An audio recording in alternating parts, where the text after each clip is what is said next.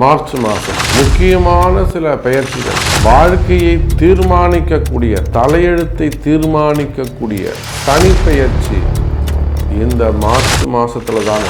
எப்படி ஒரு சம்பவம் உலகத்தையே திரும்பி பார்க்க வைக்கதோ, எப்படி ஒரு நிகழ்ச்சி ஊரையே திரும்ப பார்க்க வைக்கதோ, அதை போல உங்கள் வாழ்க்கையை அனைவரையும் திரும்பி பார்க்க வைக்கக்கூடிய ஒரு முக்கியமான நிகழ்வு இந்த மார்ச் மாதத்தில். இந்த மார்ச் மாத சனிப்பெயர்ச்சியால் பலருக்கு சாதகமும் வெகு சிலருக்கு பாதகமாகவும் அமைகிறது. யாருக்கு பாதகம், யாருக்கு சாதகம், மார்ச் மாத ராசி பலன் உள்ளே முழு விவரமாக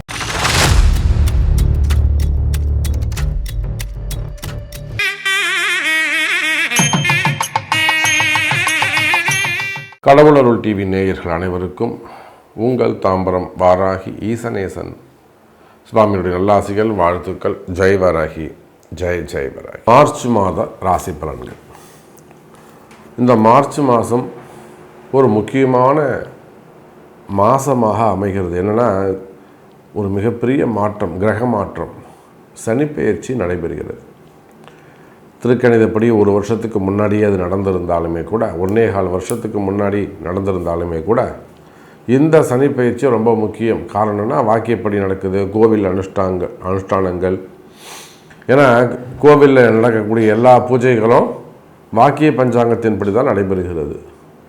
அப்போ சாமிக்கு சாநித்தியம் எப்போ கூடும்னா, இந்த மாதிரியான வாக்கியப்படி நடக்கக்கூடிய பெயர்ச்சிகள் தான் சாமிக்கு சாநித்தியம் கூடும்.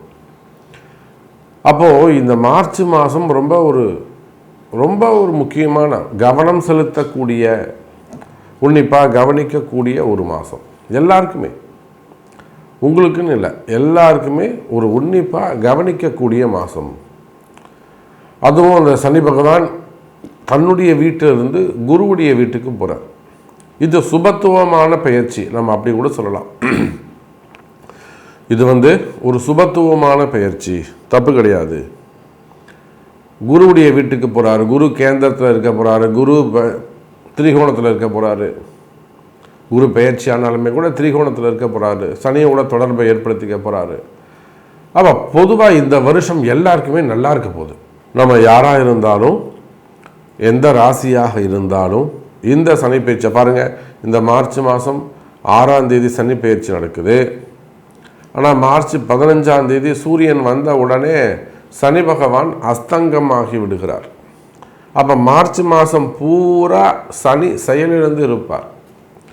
அப்போ யாருக்கெல்லாம் இந்த சனி பகவானால் பிரச்சனை இருக்கோ, மேஷராசி என்பர்கள், ரிஷபராசி என்பர்கள், சிம்மம், கன்னி, விருச்சகம், தனுசு, கும்பம், மீனம்,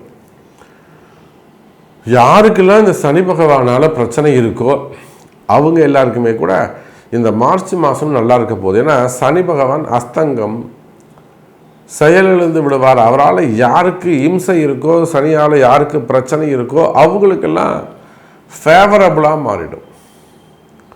சரி, அப்போ சனிக்கு நன்மை செய்யக்கூடிய ராசிகள்னு ஒரு 4 பேர் இருப்பாங்களே, மிதுனம், கடகம், துலாம், மகரம். அவங்களுக்கும் எந்த பாதகமும் சாதகமும் இல்லை, பாதகமும் இல்லை. அப்போ ஓவராலாக நம்ம பார்க்கும்போது இந்த மார்ச் மாதம் நம்ம எல்லாருக்குமே, 12 ராசி அன்பர்களுக்குமே சிறப்பை தரக்கூடியதாக அமைகிறது. அதோடு மட்டுமல்ல, முக்கியமான வாழ்க்கையில் முக்கியமான மாற்றங்கள் ஏற்படக்கூடிய மாதம். அதே முக்கியமான மாற்றங்கள்னு சொல்கிறோம். சனி கொடுப்பார், யார் தடுப்பார்? சார், சனி பகவானாக பார்த்து ஒரு நல்லது செய்கிறாருன்னா அது யாரும் தடுக்க முடியாது. அப்பேற்பட்ட ஒரு நல்ல இடத்தில், உயர்ந்த ஸ்தானத்தில் சனி பகவான் பெயர்ச்சி அடையக்கூடிய மாதம் இந்த மார்ச் மாதம்.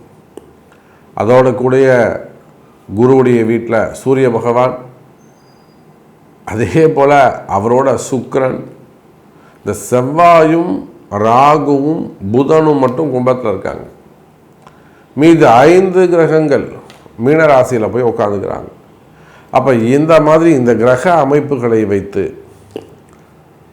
ஓரளவு சொல்லிட்டேன், எல்லாருக்குமே நல்லா இருக்க போகுதுன்னு சொல்லிட்டேன். ஆனால் ஸ்பெசிஃபிக்காக உங்கள் ராசிக்கு எப்படி இருக்குது, என்ன முக்கியமாக என்ன விஷயம் நடக்க போகுது அப்படிங்கிறத பார்த்துடலாம் வாருங்கள். அன்பார்ந்த ரிஷப ராசி அன்பர்களே, ரிஷப ராசிக்கு இது ஒரு அற்புதமான கால நேரம். சனி பகவானுடைய பார்வை.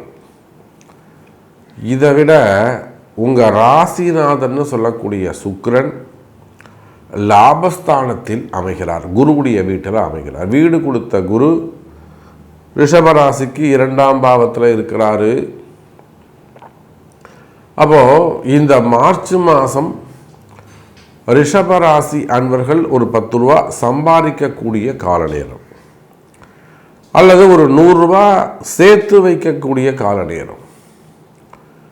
வருமானம் அதிகரிக்கும், கவலை வேண்டாம் ரிஷப ராசி அன்பர்களே. கண்டிப்பாக ஷேர் மார்க்கெட்டில் இருக்கக்கூடியவங்க, ஸ்டாக் மார்க்கெட்டில் இருக்கக்கூடியவங்க, இந்த ஷேர் மார்க்கெட்டு, ஸ்டாக் மார்க்கெட்டு, இதெல்லாம் கன்சல்டன்சி, இல்லைன்னா அதில் பிஸ்னஸ் பண்ணக்கூடியவங்க, இன்வெஸ்ட் பண்ணக்கூடியவங்க, ட்ரேடிங் செய்யக்கூடியவங்க, அதே போல் கோல்டு பிஸ்னஸ்ஸு, சில்வர் பிஸ்னஸ்ஸு, இல்லை பெரிய ஷோரூம்ஸ் வச்சு பெரிய பெரிய ஷோரூம்ஸ்லாம் வச்சு நடத்தக்கூடியவங்க. அப்போ யாராக இருந்தாலும் ரிஷப ராசியாக இருப்பீர்களே, ஆனால் இந்த மாதிரியான தொழிலில் share market, stock market, trading, gold, silver, இதில் லாபம் அதிகரிக்கக்கூடிய கால நேரம். ஷேர்ஸ், மெயினாக ஷேர் ஹோல்டர்ஸு, அதில் வருமானம் வரக்கூடிய கால நேரம். நான் நிறைய ட்ரேடிங்கில் இழந்துட்டேன், ஒரு 60 லட்ச ரூபா இழந்துட்டேன், ஆன்லைன் பிஸ்னஸில் இழந்துட்டேன். நிறைய படித்த அன்பர்கள், படித்தவங்க, யாரோ ஒருத்தர் சொல்கிறாங்க அப்படின்னு சொல்லிட்டு ஆன்லைன் பிஸ்னஸ் அது பெரிய ஒரு தாக்கமாக இருக்காது. என்னால் அதை ஏற்றுக்கவே ஜீர்ணிக்கவே முடியல. இப்படி கூட ஜனங்க ஏமாறுமா? அது படித்தவங்க ஏமாறுவாங்களா? ஆன்லைன் கேம் இல்லை ஆன்லைன் பிஸ்னஸ் அப்படிங்கிறாங்க. அதில் 60 லட்சம் 80 லட்சம் விட்டுட்டு உட்காந்துட்ருக்காங்க. இன்றைக்கி எவ்வளோ சார் சம்பளம் வாங்குறீங்கன்னு கேட்டால் 40,000 ரூபா சம்பளம் வாங்குறேன்றேன். சார் நீங்கள் உங்கள் குடும்பமே பண்ண முடியாது, இந்த 60 லட்ச ரூபா கடனை நீங்கள் எப்படி சார் அடைப்பீங்கன்னு கேட்குறேன். என்ன சாமி பண்ணுறது, நான் மாட்டிக்கிட்டேன், என் ஜாதகம் என்ன சொல்லுதுன்னு சொல்லுங்கள், எனக்கு ஏதாவது அதிர்ஷ்டம் இருக்கான்னு சொல்லுங்கள். அப்போது ரிஷப ராசி என்பர்களே, அந்த மாதிரிலாம் ஏதேனும் ஏமாந்திருப்பீர்களே ஆனால் ஷேர் மார்க்கெட்லேயோ, ஸ்டாக் மார்க்கெட்லேயோ, கோல்டு மார்க்கெட்லேயோ, சில்வர் மார்க்கெட்லேயோ, ட்ரேடிங்லேயோ, இல்லை ஆன்லைன் பிஸ்னஸ்லேயோ யார் பேச்சாவது கேட்டு ஏமாந்திருப்பீர்களே ஆனால், அது எஸ்ஐபியாக இருக்கலாம், அல்லது இன்சூரன்ஸாக இருக்கலாம், யார் பேச்சையாவது கேட்டு நான் ஏமாந்துட்ட சாமி அப்படின்னு சொல்வீர்களே ஆனால், கவலை வேண்டாம் ரிஷப ராசி அன்பர்களே, இந்த மாதம் அதை மாற்ற முடியும். சேஞ்சஸ் கண்டிப்பாக இருக்குது, சேஞ்ச் பண்ண முடியும் நம்மால். அப்போ ஒரு நல்லது நடக்கக்கூடிய மாதமாக என்னதான் சனி பார்த்தாலுமே கூட, எனக்கு தெரிஞ்சு மே மாதத்துக்கு பிறகு தான் இந்த சனி பார்வை எடுபடும். அப்போ தான் நீங்கள் கொஞ்சம் கவனமாக இருக்கணும். அப்போ கூட ஜூன் மாதம் குரு பெயர்ச்சி நடந்துடுத்துனா இந்த வருஷம் முழுவதுமே ரிஷபராசிக்கு சிறப்பாக தான் இருக்குது. உங்களுக்கு 1008 கஷ்டங்கள் இருக்கலாம். தொழில் நடக்காமல் இருக்குது சாமி, பிஸ்னஸ் இம்ப்ரூவ்மெண்ட் இல்லாமல் இருக்குது, பிஸ்னஸே இல்லாமல் இருக்குது. ஒரு டெக்ஸ்டைல் எனக்கு தெரிஞ்ச ஒரு பெரிய பரம்பரையாக டெக்ஸ்டைல் பிஸ்னஸ் பண்ணக்கூடியவங்க மயிலாப்பூரில் மெயின் ஆஃபீஸ் இருக்குது. அது போக வேர்ல்டு வைடு நிறைய பிரான்ச்சஸ் வச்சுருக்காங்க, ஷோரூம் வச்சுருக்காங்க.